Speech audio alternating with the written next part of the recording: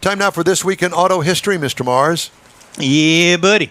So I found several different things that were real interesting. And we're going to start with, on July the 28th, 1958, named for the son of the founder, Henry Ford, the Ford Edsel came out as a vehicle of the future. God, had so multiple ugly. advanced features for that price segment, came in 4 models, 2 different wheelbase lengths, and it became the symbol of a commercial failure. The Ford Edsel, it was one of the most famous failures in automotive history, was introduced on July the 28th and discontinued after 3 years. Am I the only guy that likes it? I don't mind that car. I think it's ugly as hell. Look at Particularly that grill. color. Yeah. And the color. Then moving on to July the 29th, 1967 was the birth of the Plymouth Road Runner.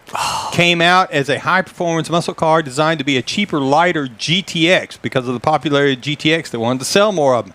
Came with a 383 as a standard motor, and a 4-speed manual transmission was the standard. You had to opt up for the automatic that most of them I ever saw wants were no that way. stinking automatic in a hot rod? Well, in a car like that, they projected they would sell 20,000 the first year. They sold 45,000. There you go. There you go. And using the Warner Brothers Roadrunner cartoon character and the horn that they spent $10,000 to get the rights for. Yeah. Lawrence. The other thing I found, July the 31st, I did not know that the first Corvettes, the first 300, were built in Flint, Michigan. Mm-hmm.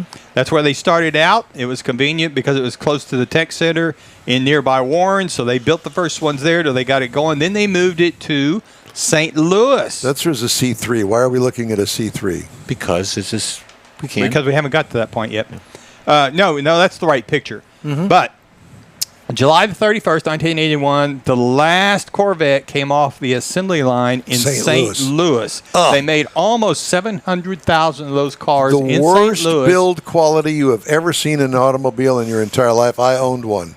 Yep. I had a C3. Then they moved. Oh, my God. It was awful. The paint job sucked. Well, that explains a lot. I never knew they were made there. And anyway.